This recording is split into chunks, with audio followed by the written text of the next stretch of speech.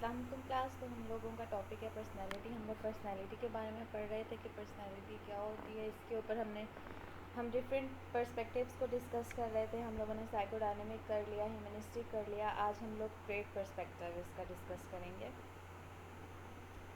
कि जो trade perspective है वो क्या होता है। ठीक है, तो कहते हैं जो ट्रेड थ्योरिस्ट होते हैं उनका बेसिक गोल ये होता है कि वो जो बिहेवियर्स होते हैं ना उनको क्लासेस में डिवाइड कर दें जो कि आपकी पर्सनालिटी को डिफ़ाइन करता हो, जो कि अपनी पर्सनालिटी को डिफ़ाइन करेगा कि आप किस पर्सनालिटी की हो। ठीक है, जैसे कि इंडिविजुअल डिफरेंसेस होते हैं उनकी बेसिस पे एक उन्होंने कुछ ट्रेड्स बनाई, पर्सनालिटी ट्रेड्स बनाई जिनको मेजर करके हम किसी भी इंसान का बिहेवियर या उसकी पर्सनालिटी को प्रिडिक्ट कर सकते हैं कि वो किस तरह का पर्सनालिटी का इंसान है। ठीक है, अच्छा, वो कहते हैं जो पर्सनालिटी ट्रेड्स होती हैं ना वो बेसिकली स्टेबल होती हैं, हमारी इमोशनल और बिहेवियर कैरेक्टरिस्टिक्स होती हैं। ठीक है, जो हमें मदद करती हैं हमारी आइडेंटिटी बनाने पे और हमें दूसरों से अलग करने में। ठीक है, वो हमारी पर्सनालिटी ट्रेट्स कराती हैं। जैसे कि बाज़ लोग होते हैं वो एक्सट्रोवर्ट्स होते हैं, वो बहुत ज़्यादा सोशली एक्टिव होते हैं, दूसरों से बात करना पसंद करते हैं, इंटरेक्ट करना पसंद करते होते हैं। लेकिन बाज़ लोग होते हैं वो इंट्रोवर्ट्स होते हैं।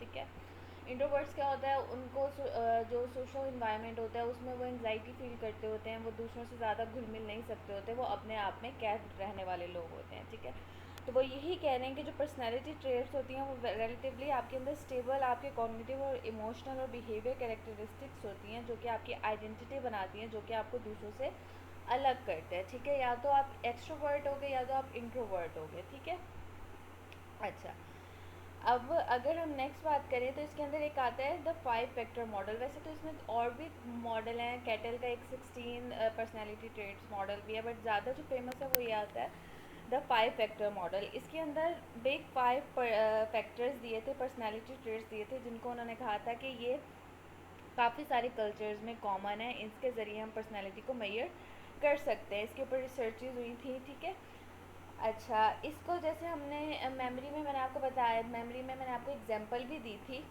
कि एक्रोनिम होते हैं ना कि जिनका हम फर्स्ट वर्ड ले लेते हैं। उसके अंदर मैंने आपको बताया था कि बिग 5 फैक्टर जो मॉडल होता है उसकी भी जो 5 ट्रेड्स हैं उनको याद करने के लिए हम एक्रोनिम यूज़ करते हैं ओशन, जो कि होता है openness to experience, conscientiousness, extroversion, agreeableness and neuroticism.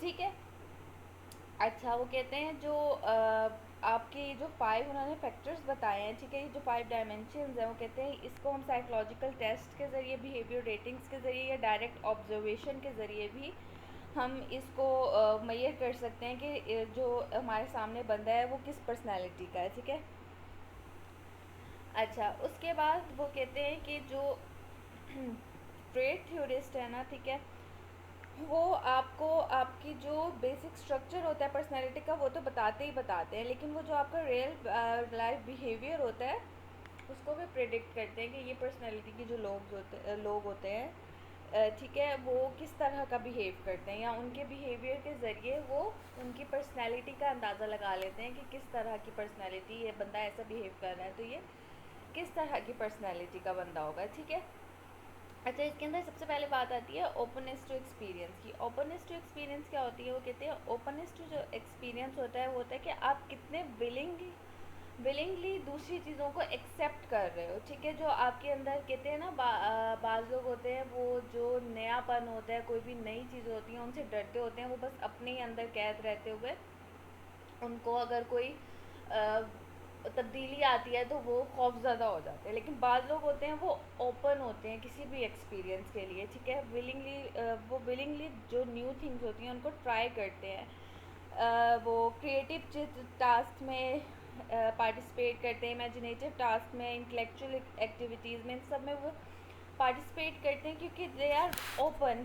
ठीक है, they are open to new experiences. ठीक है, अच्छा, वो कहते हैं कि इसके अंदर होता है कि जैसे होते हैं ना समटाइम्स आपको क्या कहते हैं, थिंक आउटसाइड द बॉक्स। ठीक है, कि आप कुछ अलग सोचो। बाज़ लोग होते हैं वो भेड़ चाल ही चलते रहते हैं, ठीक है, हम उनको तब्दीली नहीं चाहिए होती है, और बाज़ होते हैं वो बहुत ही अच्छे तरीके से और बहुत ही उससे जो अलग सोचते हैं और जो न्यू एक्सपीरियंसेस होते हैं उनको एक्सेप्ट करते हैं, विलिंगली उनमें इंगेज होते हैं। ठीक है, उसके बाद कॉन्सेंशियसनेस आता है। कॉन्सेंशियसनेस होता है कि वो एक पर्सन की एबिलिटी होती है कि वो अपने इम्पल्सेस को कितने अच्छे तरीके से कंट्रोल कर सकता है और उसको इंगेज कर सकता है अपने गोल्स को अचीव करने के लिए, ठीक है। जो भी उसने गोल बनाए हुए हैं वो उनको किस तरह से अचीव कर सकता है और अपनी जो सारे उनकी इम्पल्सेस और उसका जो सारा भी इंस्टिंक्ट्स है वो उसको रेगुलेट करके किस तरह से अपने गोल डायरेक्टेड बिहेवियर में उसको करता है, ठीक है, तब्दील करता है। अच्छा, इसके अंदर वो कहते हैं कि आपका कितना अच्छा कंट्रोल है, आप कितने प्रेसिस्टेंट हो, आप ये वाली सारी चीज़ें आ जाती है कॉन्सेंशियसनेस में, ठीक है।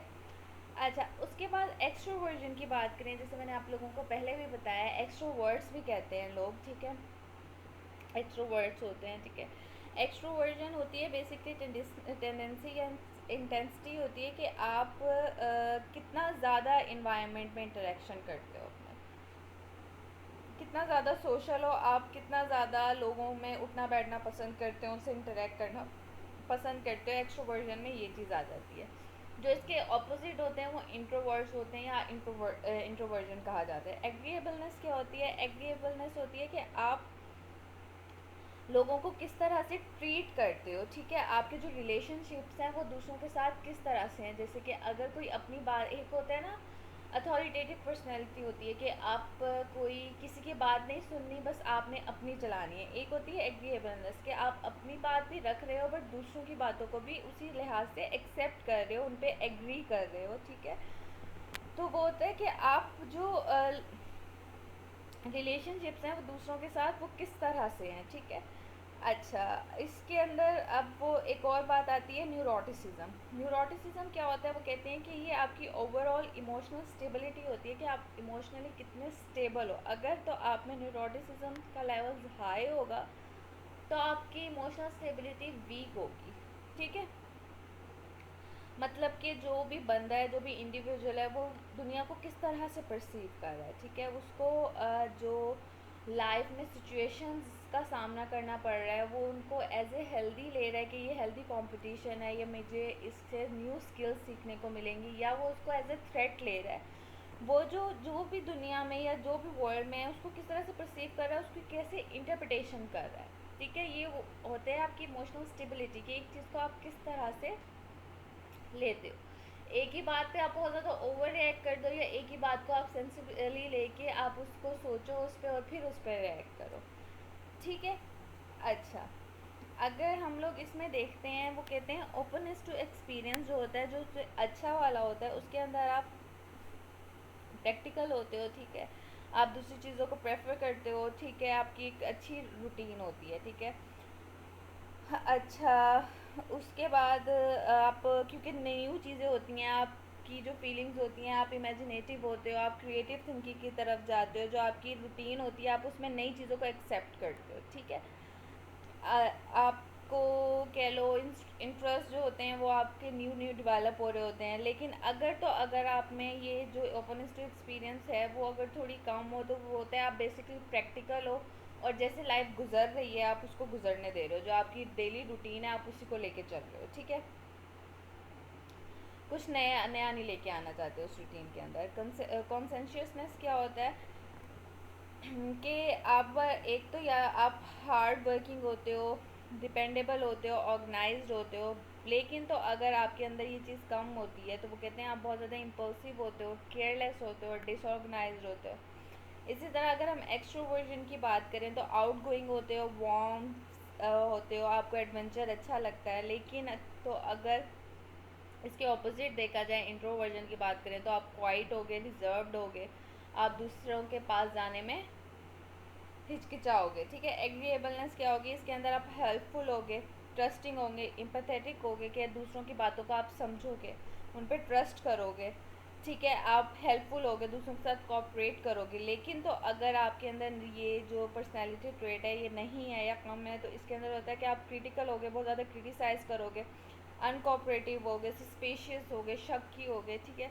न्यूरोटिसिज्म की वही सेम बात करें तो अगर आपके अंदर न्यूरोटिसिज्म हाई लेवल पे होता है तो वो कहते हैं आप एंक्शियस होगे, अनहैप्पी होगे, आप प्रॉन टू नेगेटिव इमोशंस के, आपके अंदर नेगेटिव इमोशंस ज़्यादा आएंगे। लेकिन तो अगर ये कम होता है तो आप काम होगे, आपका जो सिक्योर होगे, आपका जो टेम्पर होगा वो बहुत ज़्यादा इवन होगा, ना हाई होगा ना लो होगा, ठीक है। तो ये हैं बिग 5 ट्रेड्स, किस तरह से काम करती हैं। तो कहते हैं ये वाली जो ट्रेड्स हैं इनके ज़रिए जो ट्रेड थ्योरिस्ट थे वो कहते थे हम किसी भी पर्सनैलिटी का एसेंस को जान सकते हैं, मेजर कर सकते हैं कि कोई बंदा क्या पर्सनैलिटी रखता होता है। इसके लिए डिफरेंट टेस्ट है, एक बिग 5 इन्वेंट्री है, उसके अंदर ये सारे जो 5 पर्सनैलिटी ट्रेड्स हैं ये दिए हुए होते हैं। उसमें उनको टिक मार्क करना होता है, जो स्टेटमेंट्स होती हैं पढ़ के, जो उनको ऑनेस्ट लग रही होती हैं स्टेटमेंट पढ़ के कि ये मेरे लिहाज से ये वाली बात ठीक है, तो वो उस पर टिक मार्क कर देते हैं। तो वो कहते हैं इस तरह से हम लोग ये जो पर्सनैलिटी ट्रेट्स हैं इनको मेजर कर सकते हैं और फिर कंक्लूड कर सकते हैं कि जिस बंदे का अंदर कौन सी पर्सनैलिटी का एसेंस ज़्यादा है, ठीक है। आई होप आप लोगों को समझ आ गया होगा। अल्लाह हाफ़िज़।